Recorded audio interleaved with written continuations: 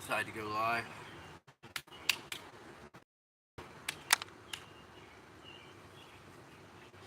Greetings. I'm not armed. Just again doing another update. Saying hello. Seeing who chimes in. Seeing who doesn't chime in.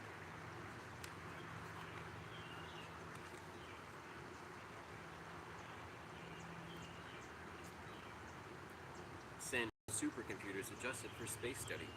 Researchers at Sandia National Laboratories, Albuquerque, New Mexico, are modifying the computer programs used to study space issues and other complex scientific problems on supercomputers.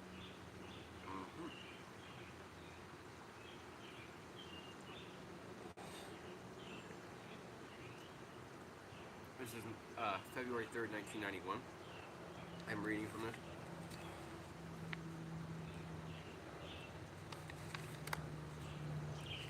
Need a ride?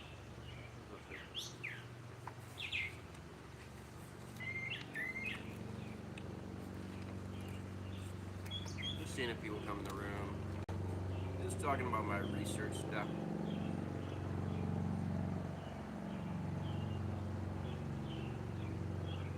The French seek support for recoverable experimental capsule. 1991. Lockheed prepares for possible station component revisions. Looks like a coupon for a space flight in here.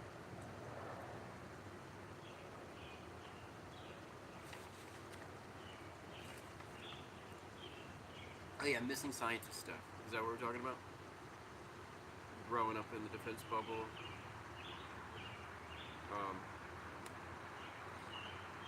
SALS developed the SDIO programs, including U.S. Israel Aero program and the Army's Extended Range Intercept Technology and Theater High Altitude Area Defense Program. This is 1991. Just checking it out, 1991. As the sun's going down, it's just nice weather out. Figure you guys want to chit-chat about missing scientists and anti-gravity.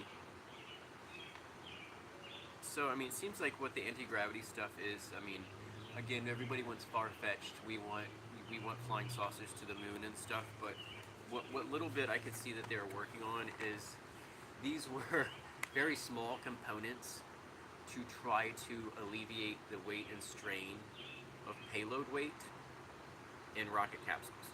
So they were lessening the weight of a warhead for a defense project was what the anti-gravity stuff is doing. It's not UFOs with little people in them flying in the desert. I know we want it to be that, but it seems like this was just to lighten the payloads. And when you lighten a payload, a lot of the the main reason we have space stuff is defense. So they're lightening satellites and warheads and batteries and that kind of stuff. They're not floating people and complete crafts. I mean, they're using stuff like that to help lighten a load on a craft, but they're not quite using it as propulsion. I know there's an article about it using it as propulsion, but you have to have gravity to use gravity as a propulsion. So if you're out in outer space, it's not going to.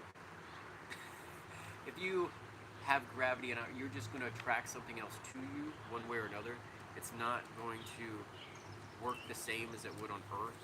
Gravity propulsion system or anti-gravity propulsion. Y'all get what I'm saying?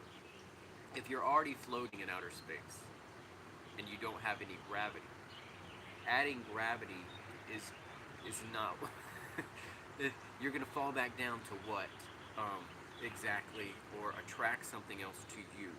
The nearest object that can be gravitationally locked is what's gonna happen. So I just don't think people see what the real purpose of these technologies is, and most of it is defense purposes. It's to lighten the payload on something else. So our jet fighter that has to be real stealthy, we're going to put anti-gravity in it to lighten the load of the payload, not make the craft float. Am I making sense yet? So yeah, so this stuff's been around for a while. And I was looking into, what was I looking into? yeah, I don't know if anybody tuned into the last show or what I was talking about with Rex or my research. So I was on Leak Project 2 weeks ago on a Tuesday, and then I was still researching similar stuff of growing up in the defense bubble. And I was like saying, hey, my little private school academy seems a lot like a bunker. You know, is this for survival or is this so I'm not in the public school roster to be picked up by the, you know, the spy networks or whatever. And then I stumbled upon this the other day.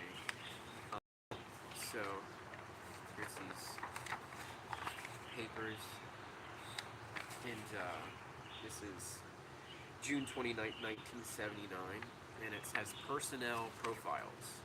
I'm going to leave out the names. This is Good Morning America, how are you? It is 6:35, and the aluminum-sided bus, looking silvery in the morning light, is carefully maneuvered out of blank. A few miles west of blank, the guiding hands of the steering wheel belong to a blank blank, himself the guiding force responsible for the commuter bus, which a few minutes later has already stopped for 3 passengers, among them blank, the Marine and Applications Technology Division. Certainly, as far as I'm concerned, it's a money saver. I'd like to see more ride it so we can keep it. Riding it when you want, that's the beauty part of it. Well, I just think it's super. In effect, I reclaim 2 hours each day, time to read or whatever, because I'm not having to drive. We have some good conversations, stimulating conversations, but we need more riders. After all, you only pay when you ride. So this bus was apparently escorting aerospace engineers, and its route was actually just a few miles from my house, which I find odd, because they're 10 miles apart. And this thing is as close as the nearest gas station is where this bus was parked. So we're saying approximately 5 miles away or so, there was a bus that was aerospace engineers and Army structure laboratory people and stuff back and forth to where they were going, and it said what the Marine Applications Technology Division. So what this means is this bus was a controlled thing. This was a route that was protected, that was part of a system that was ongoing, 1979 till probably 1985, and maybe before, I'm not sure when it started. But this stuff is just like the school I went to, or just like, because these people had certain jobs, and there's an infrastructure around the job. And like I said on the last live show, it's about the lengths they're willing to go through, the lengths they're willing to go to. There's no limit of the length. My allergies are really bad because of the weather recently. It's changed. But yeah, this is, I think it's a real good idea. I ride it primarily because it's a lot more pleasant way to get to work. I've been real satisfied with it. Very convenient. Blank, blank, blank drives the bus past blank, headed for the center where he has worked since last August as an aerospace engineer in the Army Structures Lab. Okay. Da-da-da-da-da. 3-mile journey from the center. It was just interesting because it's just like the clues I'm picking up about the corridor, and if you look up these areas, they were part of some evacuation route for the surrounding bases and DC area, meaning besides Weather Mountain, there's places that are deemed safe for personnel to be in. And I didn't know that that was a safe zone bubble when I looked it up. Where I was part of that bubble. And these 2 main roads in that area are part of the bubble routes. So I just found this interesting again to researching this stuff and checking it out and finding more hints and clues along the way. Now I'm just going to see if anybody's actually in the chat by being here, my own page, I guess.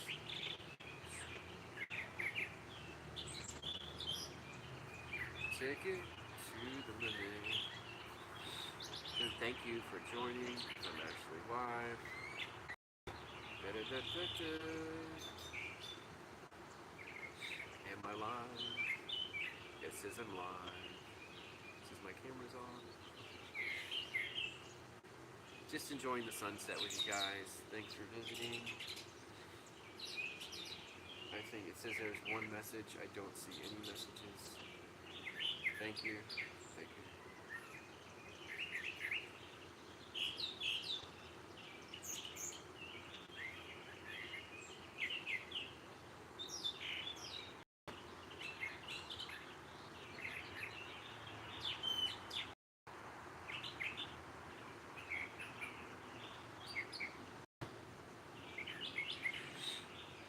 In real time.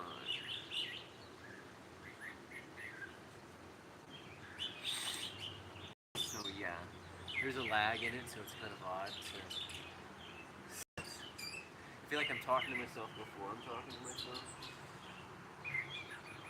But yeah, like mixing the wrong things and then you smoke them and you're like, I hear my voice echo in my head. Is that before or after? And when you hear echo before you speak,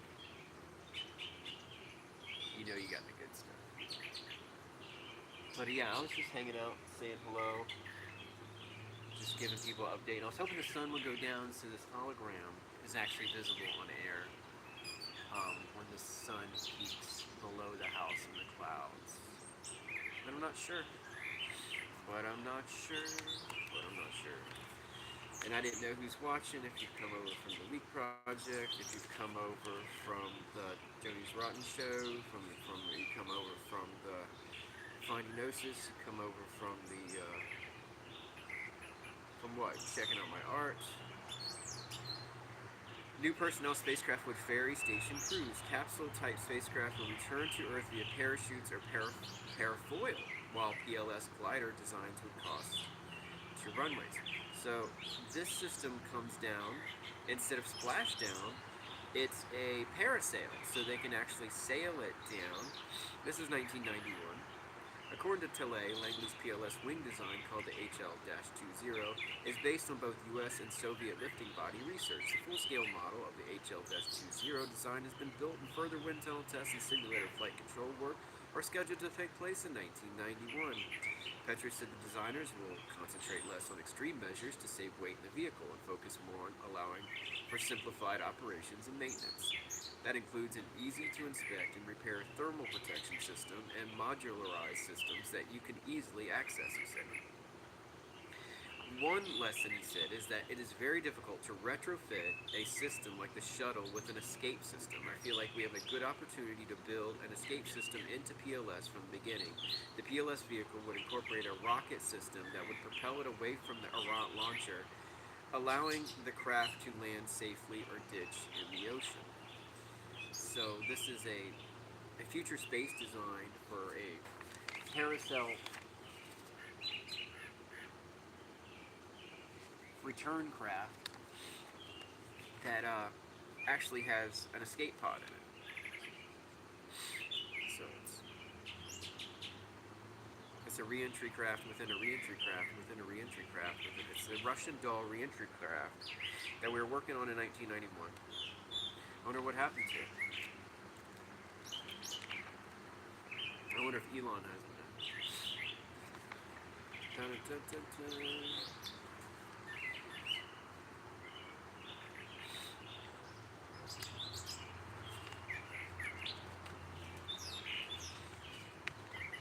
Oh, it says I lost my connection.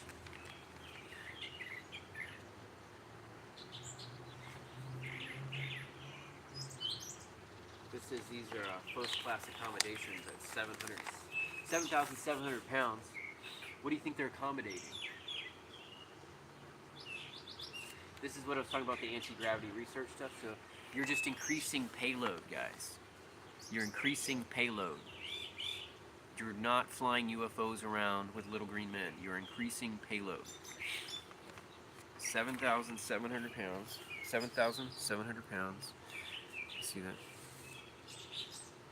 These are warheads, guys. Warheads, death, and laser beam.